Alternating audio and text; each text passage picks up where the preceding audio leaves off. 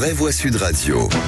Bonsoir Félix Mathieu. Bonsoir tout le monde. 3 mots qui sont opposants, président et contrôleur. Il avait 47 ans seulement. Alexeï Navalny, le principal opposant à Vladimir Poutine, est mort en détention dans l'Arctique. La nouvelle provoque effroi et consternation à travers le monde.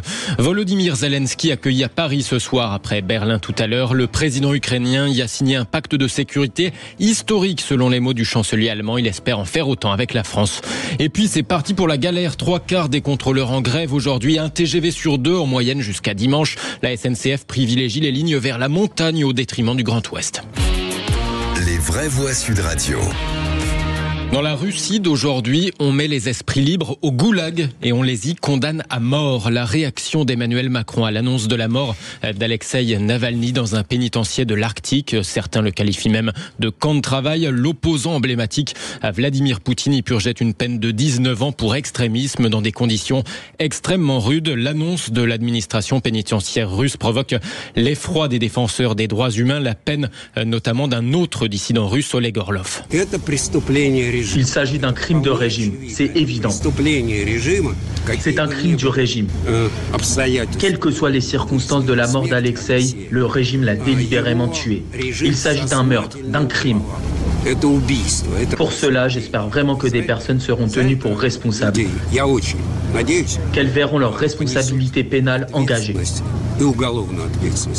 Alexeï Navalny avait déjà survécu à un empoisonnement il y a quelques années. Aujourd'hui, le communiqué lapidaire de l'administration pénitentiaire russe évoque un malaise après une promenade pour expliquer son décès. Les autorités russes assurent même que tout a été fait pour le réanimer. Mais il faudra davantage d'explications, estime Jens Stoltenberg, le secrétaire général de l'OTAN. Tous les faits doivent être établis et la Russie doit répondre à de sérieuses questions. Alexeï Navalny a été une voix forte pour la liberté, pour la démocratie depuis de nombreuses années. L'OTAN et les alliés de l'OTAN demandent depuis longtemps sa libération immédiate. Aujourd'hui, mes pensées vont à sa famille et à ses proches. Nous restons déterminés à soutenir tous ceux qui croient en la démocratie et en la liberté, comme Alexeï Navalny l'a fait pendant tant d'années. La mort d'Alexeï Navalny intervient à un mois de l'élection présidentielle en Russie, élection dont tous les opposants crédibles à Vladimir Poutine ont été écartés les uns après les autres. Philippe Bilger. On n'a pas la certitude absolue que Poutine est le responsable direct de la mort, mais il est clair qu'il en est au moins le responsable indirect. J'avoue que quand j'ai appris la mort de Navalny, j'ai eu un vrai coup au cœur tout de même.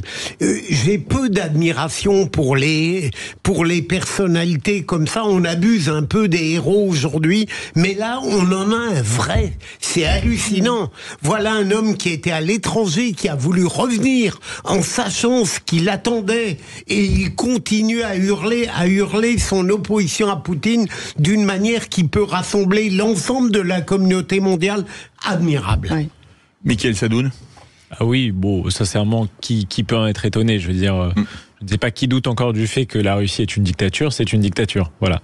Et je comprends mal parfois une certaine droite en France qui se dresse à juste raison contre le fait qu'on bâillonne ces news, mais qui aurait des tolérances vis-à-vis de Vladimir Poutine, qui est un dictateur dans son pays, qui bâillonne les médias et les opposants politiques. Voilà. Oui, pour Navalny, il y a presque une démarche sacrificielle. Ouais, il est retourné en 2021 en Russie, alors qu'il savait ouvertement ce qui allait lui arriver. Et voilà ce qui lui est arrivé. Bon, c'est vrai que c'était quelqu'un aussi de mystique, qui d'ailleurs a un passé un petit peu trouble. Il a quand même été mêlé à des manifestations antisémites et anti-immigrés avant de devenir l'homme politique qu'on sait. Mais en plus, ça provient aujourd'hui que, comme l'a dit Mickaël, la Russie est une dictature. Et en plus, aujourd'hui, il n'y a aucune alternative à Poutine. C'est-à-dire que si vous êtes opposé à Poutine, soit vous êtes emprisonné, soit vous êtes tué, soit vous êtes empêché de vous présenter comme Nadjeddine, le dernier qui a voulu se présenter au présidentiel. Merci beaucoup. Le deuxième mot, président Volodymyr Zelensky arrive à Paris ce soir pour rencontrer Emmanuel Macron. Le président ukrainien devrait signer avec la France un accord similaire à celui passé tout à l'heure à Berlin, une aide militaire supplémentaire d'1,1 milliard d'euros de la part de l'Allemagne, accord qualifié d'historique par le chancelier Olaf Scholz. La guerre d'invasion russe en Ukraine entre dans sa 3e année. Alors l'enjeu pour Kiev maintenant, c'est de pouvoir affronter une guerre qui va se poursuivre sur une longue durée, selon Pascal Boniface, géopolitologue et directeur de l'Institut des relations internationales et stratégiques. Aucun des deux camps n'est capable de faire faire la différence. Il y a un grignotage russe dans le Donbass, et de temps en temps, les Ukrainiens reprennent le dessus. Ils disent manquer à la fois de munitions, mais surtout d'hommes. La vérité, c'est qu'il y a 4 fois plus de Russes que d'Ukrainiens. Donc, le nombre joue en faveur de la Russie, et il faudrait, pour changer ce rapport de force, que les pays de l'OTAN rentrent directement en guerre contre la Russie. Certains le demandent, sauf que ça serait la 3e guerre mondiale. Donc, il faut peut-être mieux éviter quand même ce genre de conseil. Mais le ratio démographique, il n'est pas compensé par la fourniture d'équipements militaires à l'Ukraine. Donc on a très probablement un front qui va se maintenir. Pascal Boniface, géopolitologue, directeur de l'IRIS, au micro de Jean-Jacques Bourdin sur Sud Radio. 3e mot, contrôleur, avec cette grève qui a démarré et qui paralyse la circulation des trains. Les 3/4 des contrôleurs en grève aujourd'hui pour obtenir une revalorisation salariale. Conséquence, seulement un TGV sur 2 en circulation jusqu'à dimanche, en ce week-end de vacances et de chassés-croisés. Thomas ne va sans doute pas pouvoir retrouver sa famille comme prévu. J'avais pas du tout regardé en fait sur l'application. Là, je viens de voir que mon train est annulé. C'est un petit peu la galère. Voilà, c'est la galère, on va pas se mentir. Je devais aller voir ma famille à Lyon là pour les vacances et je sais pas comment je vais y aller. Les autres trains sont tous complets, je viens de voir ça. Là, je suis sur mon téléphone, je regarde. Peut-être, pourquoi pas prendre un bus, on va voir. Évidemment, je peux comprendre le mouvement de grève, mais pile pendant les vacances, c'est sûr que ça m'arrange pas et je pense ne pas être le seul dans ce cas-là.